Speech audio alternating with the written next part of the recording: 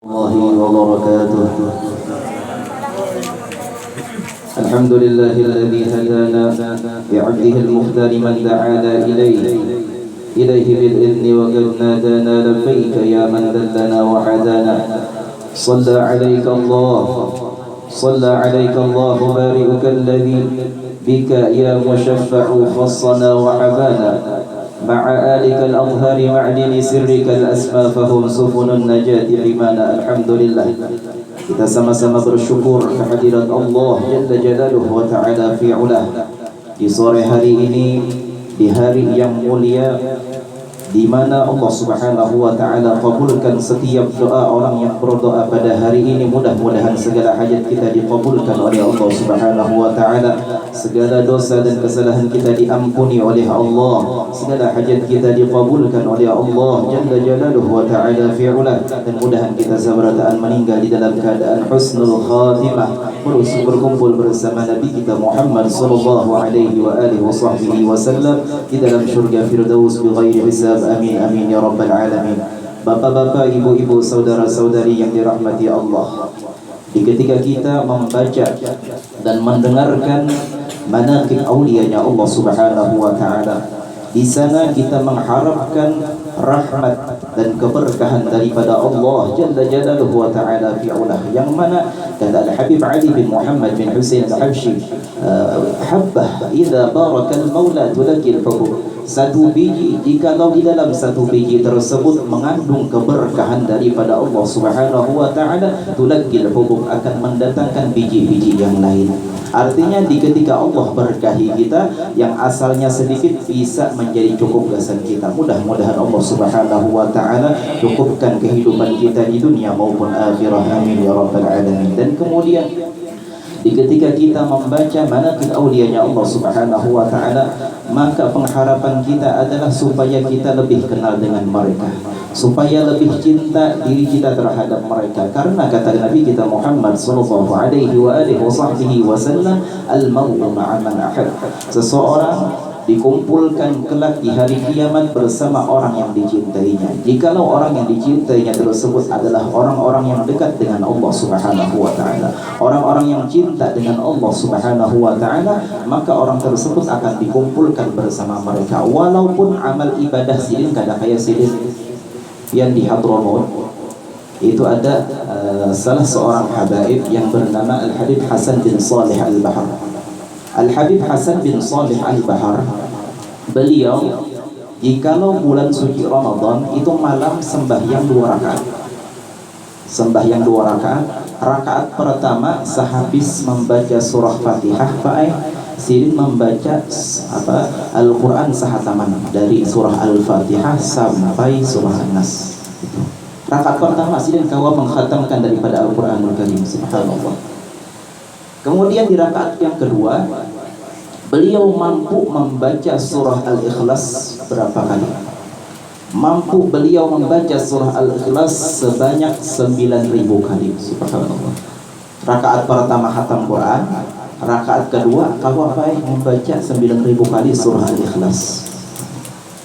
Ini para awliyanya Allah Subhanahu wa Ta'ala. Walaupun kita kada sama mereka ibadah kita, walaupun amaliyah kita kada seperti mereka, ketika kita cinta dengan mereka, maka kita nantinya akan dikumpulkan bersama mereka. Mudah-mudahan Allah Subhanahu wa Ta'ala kumpulkan kita, anak-anak kita dan keluarga kita dengan mereka. Amin ya rabbal alamin. Ada lagi namanya Al-Habib Muhammad bin Hasan Jamalul Lail. Al-Habib Muhammad bin Hasan Jamalul Lail ini, beliau saking lezatnya membaca Al-Quran, itu kadang kata beliau terasa di dalam mulutku, kata beliau, ada seperti rasa madu manis benar jazir. Sehingga kata beliau, jikalau aku membaca Al-Quran di dalam bulan suci Ramadan, di siang hari aku takutan puasa aku ini jazir batal. Kapan beliau mengkhatamkan Al-Quran? Kapan beliau membaca Al-Quranul Karim? Beliau membaca Al-Quranul Karim di malam daripada bulan suci Ramadan. Inilah keadaan mereka dengan Al-Quranul Karim. Kita setelah daripada bulan suci Ramadan, mungkin di ketika bulan suci Ramadan Allah Subhanahu wa Ta'ala berikan kita taufik di dalam membaca Al-Quranul Karim. Setelah daripada bulan suci Ramadan, mari kita bersemangat sebagaimana semangat kita di bulan suci Ramadan. Mudah-mudahan Allah berikan kita taufik dan hidayah ya, di dalam menghidupkan sunnah-sunnah Nabi Muhammad sallallahu alaihi wasallam, di dalam menghidupkan rumah kita dengan membaca Al-Qur'anul Karim. Amin ya rabbal alamin. Kemudian jikalau kita ingin mengetahui derajat atau ketinggian daripada Syekh Muhammad Arsyad Al-Banjari, cukup dengan beliau mempunyai zuriat yang bernama Syekh Muhammad Zaini bin Abdul Ghani. Mun kita nih hendak tahu kayak apa geram derajatnya Datuk Kelampayan, cukup beliau berisi zuriat, dan zuriat beliau tersebut adalah guru kita, guru sepuh. Mun kita hendak mengetahui derajat daripada Al-Habib Muhammad bin Salim bin Hafidh, cukup bahwasanya beliau mempunyai anak yang bernama Al-Habib Umar bin Muhammad bin Salim bin Hafidh.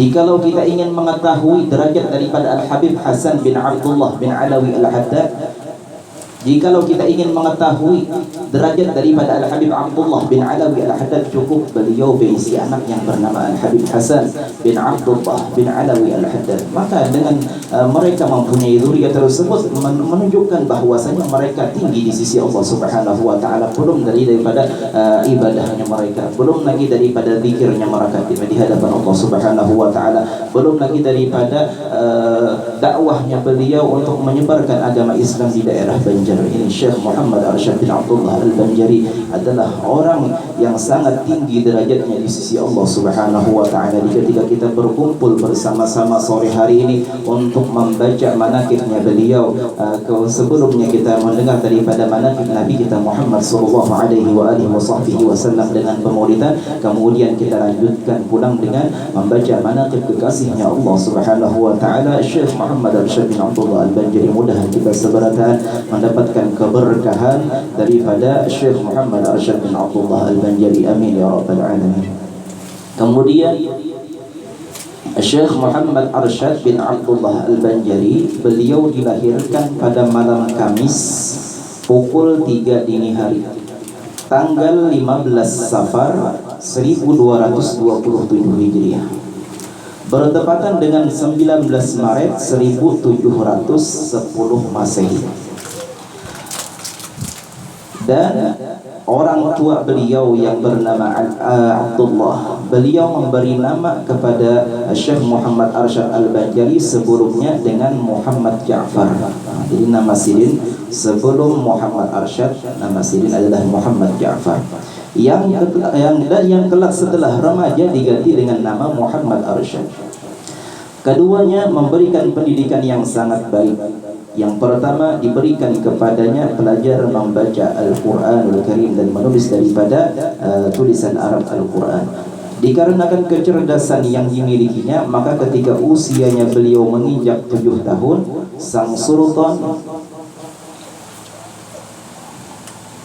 Sultan tertarik untuk mengasuh dan memberikan pendidikan ilmu agama di dalam lingkungan istana. Jadi Syekh Muhammad Arsyad bin Abdullah Al-Banjari ini beliau berada di lingkungan raja-raja, dan dikatakan bahwasanya zaman dahulu sebelum Syekh Muhammad Arsyad Al-Banjari itu Islam sudah ada di daerah Banjar di sini.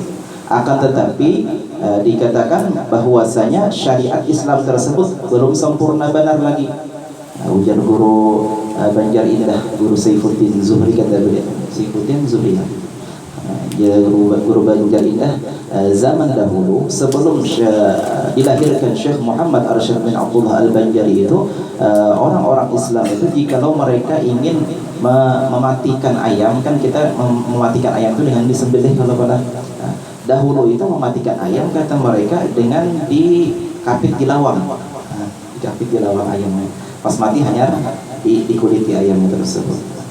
Ketika Syekh Muhammad Arsyad bin Abdullah Al-Banjari lahir, maka disitulah puncak kesempurnaan daripada agama Islam di negeri di tempat kita di Banjarmasin. Kemudian beliau menuntut ilmu di Makkah Al-Mukarramah. Pada suatu saat berangkatlah beliau ke tanah suci Makkah guna menunaikan ibadah haji serta untuk menuntut ilmu agama dengan biaya penuh dari sang sultan, dengan harapan agar di kemudian hari ilmu yang sudah diperoleh beliau tersebut dapat diajarkan di sekitar wilayah kerajaan Banjar.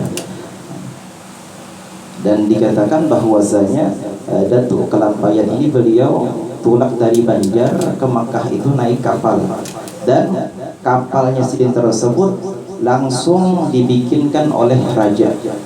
Kalau pada salah rajanya Raja Tahdilullah. Raja Tahdilullah. Raja Tahdilullah tersebut membikinkan kapal gasan Syekh Muhammad Arsyad bin Abdullah Al-Banjari tulak ke negeri Makkah sana, dan kapalnya tersebut, ujar guru Banjar Indah, terbuat daripada kayu ulin apa? Manang, kayu ulin manang. Jadi kayu ulin manang itu jadi sidin monnya sudah di banyu itu timbul kayu ulinnya. Bagus bisa dijadikan kapal. Dan banyak khasiat-khasiatnya kata beliau. Kayu ulin manang itu jadi sidin monnya diandak di Muhara Lawang itu dapat menghindarkan daripada sihir. Kada bakal kena sihir rumah tersebut. Kemudian guru-guru Syekh Muhammad Arsyad bin Abdullah Al-Banjari, di antara guru-guru beliau adalah Al-Alimul Allamah Syekh Athaillah bin Ahmad Al-Misri Al-Azhari. Kemudian Syekhul Islam Imamul Haramain Al-Allamah Syekh Muhammad bin Sulaiman Al-Kurdi. Kemudian Syekh Al-Arif Billah Muhammad bin Abdul Karim As-Samman Al-Madani Al-Qadiri Al-Hasani. Itu di antara daripada guru-guru beliau. Kemudian karangan-karangan beliau, karangan daripada Syekh Muhammad Arsyad bin Abdullah Al-Banjari, yang pertama kitab Usuluddin berkaitan dengan keimanan dan tauhid. Kedua, kitab Luqatul Ajlan berisikan tentang sifat-sifat dan hukum-hukum seputar kewanitaan, tentang haid, tentang nifas, tentang istihadah. Itu ada satu karangan daripada Syekh Muhammad Arsyad bin Abdullah Al-Banjari. Kemudian kitab Faraid berisikan tentang hukum-hukum waris. Dan kitab yang paling masyhur daripada Syekh Muhammad Arsyad bin Abdullah Al-Banjari adalah kitab Sabilul Muhtadin, yang sekarang diabadikan nama kitab tersebut dengan nama masjid yang ada di Banjarmasin.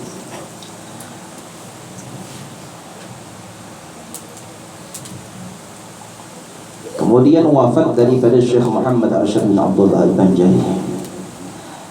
Beliau wafat pada malam Selasa antara Maghrib dan Isya pada tanggal 6 Syawal 1227 Hijriah, yang bertepatan dengan tanggal 13 Oktober 1812 Masehi. Beliau menghadap kepada Allah Jalla Jalaluhu wa Ta'ala fi'ulah.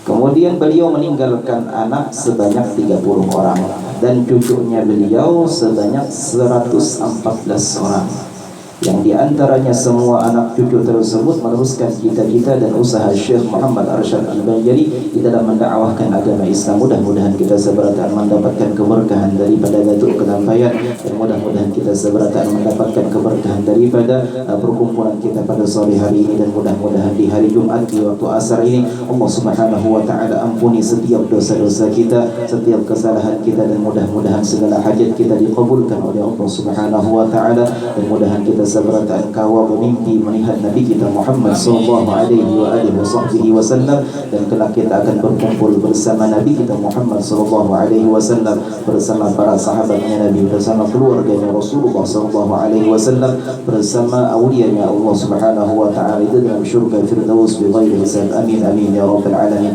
Ala hadhihi niyat wa ala kulli ma nawa bihi aslafuna salih wa ila hadratin Nabi. Al-Fatihah. A'udzu billahi minasyaitonir rajim.